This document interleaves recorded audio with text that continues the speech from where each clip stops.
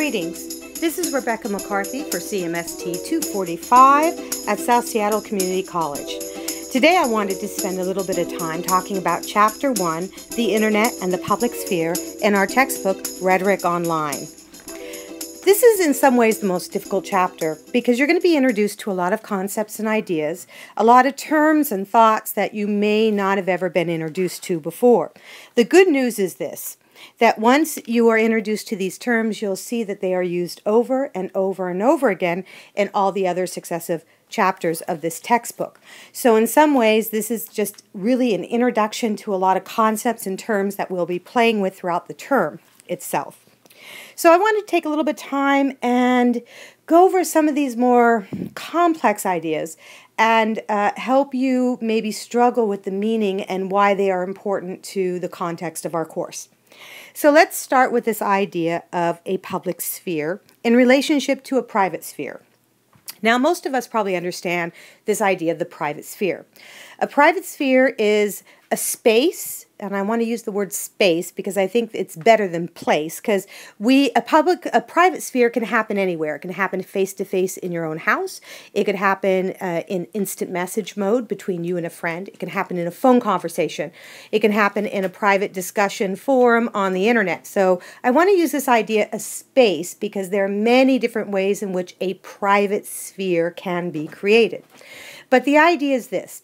We are having, me and you, or a group of people, a conversation that has the reasonable expectation of staying private.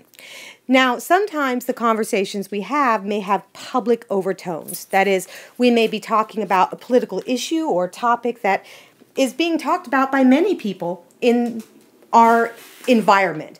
But because there is an expectation that what we say and what we debate will be a private debate and a private discussion, then it becomes the private sphere. The public sphere doesn't have that expectation. The idea is that the conversation we are having can be shared by many, and it is going to be a conversation that does not have any expectation of privacy. Now let's look at page 2 of chapter 1. And Warnick, our author, offers us a really good definition of Habermas's original concept of the public sphere. And let me go ahead and quote. Habermas described the characteristics of his construct, that means basically his idea, of the bourgeois public sphere, which included widespread rational, critical debate, equality, and association among persons of unequal status, freedom from censorship of free expression, and the opportunity to reach consensus about what was practically necessary in the interest of all persons. Now, what's interesting about this definition is it's extremely ideal and probably not practical in the sense that I don't think this type of public sphere ever really exists. First of all, what is this idea of bourgeois? Anyways, I'm sure we've all heard this French word, and it's kind of a strange word to see. Now, we have to remember when Habermas was writing, and it was at a time when terms such as bourgeois, according to Webster Dictionary, bourgeois refers to a member of the middle class, a person whose political, economic, and social opinions are believed to be determined mainly by concern for property values and conventional responsibilities. And an example is given as a shopkeeper or a merchant. So that term alone is kind of problematic because it assumes that the majority of society happens to be the middle class. And we know in our present Western society that the largest group of people actually are the lower middle class. The middle class itself as a group, as an existing group, is becoming very small, and we're having a larger class division. So there is one issue that is kind of problematic within this idea of the public sphere. There are also many other reasons why this concept, this idea of the public sphere, is contested. For example, Habermas suggests that there is equality and association among persons of unequal status.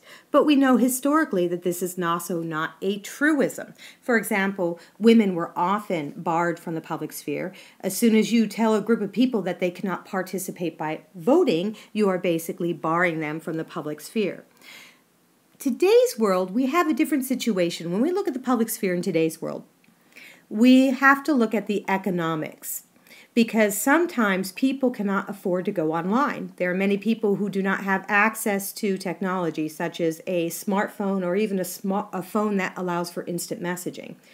And if you do not have the ability to allow people to have access to the technology, and if you are using the technology in order to create a public sphere, then you have a situation where you have unequal access and therefore not free access to the public sphere as was originally envisioned by Habermas.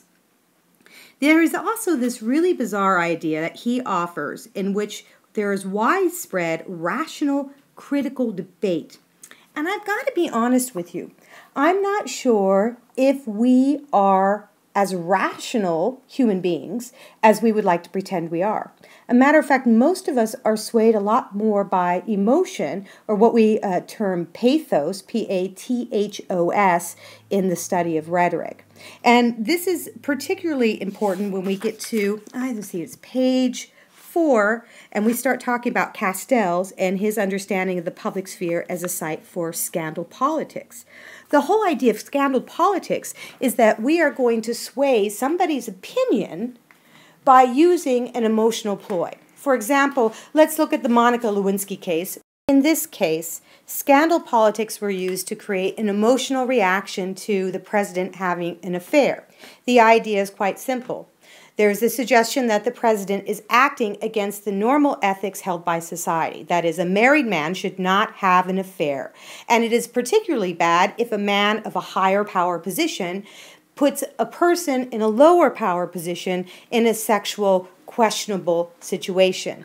Of course, all of us have had to go through different kind of education regarding sexual harassment, and so we have the situation in which we are pulling on people's emotional sensibilities rather than their logical sensibilities. For example, we never really got a major argument that said that Clinton's playing around affected his politics. Rather, the arguments that we were given is that Clinton playing around with Monica Lewinsky offended our moral sensibilities, and therefore it was wrong, and therefore he cannot be an effective president. Generally, it was our emotions that were played upon rather than our logical center. So Habermas actually suggests that this public sphere is a place where there is rational and logical debate, or what rhetoricians also refer to the idea of logos, L-O-G-O-S. And this is an ancient Greek word that is used to talk about the logic of not only of how an argument is presented, but also the logic of the argument itself. So we have to wonder, are politics, are elections, are debates won through pure logic and rational debate, or are they won rather using tricks often, and often using ploys to emotional calls of appeal? For the most part, if you look honestly at our election and process and our politicians and even social issues itself, we tend to argue through an emotional point of view rather than a logical point of view. So that is another reason why many scholars look to Habermas's concept of the public sphere and find it problematic. In general, it's not so much that the public sphere is a bad idea. It's just how it was originally presented is idealized rather than actualized. In practice, things aren't so perfect. We aren't given this great place where one single middle-class public can come together no matter what their status are, no matter what their skin color are, or their gender, or their financial space, and then have a place of debate. This just doesn't normally happen in society, which is why many scholars actually tend to contest this idea. Part of the problem is this idea that there is a single public, such as this idea that we have one very large middle-class public that's going to get together and have a debate. For the generally, public is not a very good word because we have many varied interests, and so we split into several different publics itself. There may be Democrats, there may be Republicans, there can be Tea Party people, people who believe in communism, people who believe in socialism. You have religious publics, and even within a religious sphere, that even splits up to many different publics. You have a Jewish public, you have a Protestant public, you have a Catholic public. So one of the things that many scholars want to point out specifically is this idea, and especially if you go to Gerald Hauser's argument on page 2, that there are many different publics in our world. And to suggest that there is only one public becomes problematic, because if I want to persuade you to listen to my ideas, I have to address you as a particular public rather than some kind of generic, all-inclusive group of people. I hope this makes sense. I hope that you found this helpful and that in general you have a better understanding of this idea of publics and this idea of the public sphere as in comparison to the private sphere and how they have started to differ in our society. Because I have limited amount of space on my podcast, this is only part 1, so please come and join me again for part 2, where I'll talk about the idea of counterpublics, the idea of rhetoric, and a few other lingering thoughts and ideas from Chapter 1 in Rhetoric Online. Thank you so very much, and I will see you later. Bye.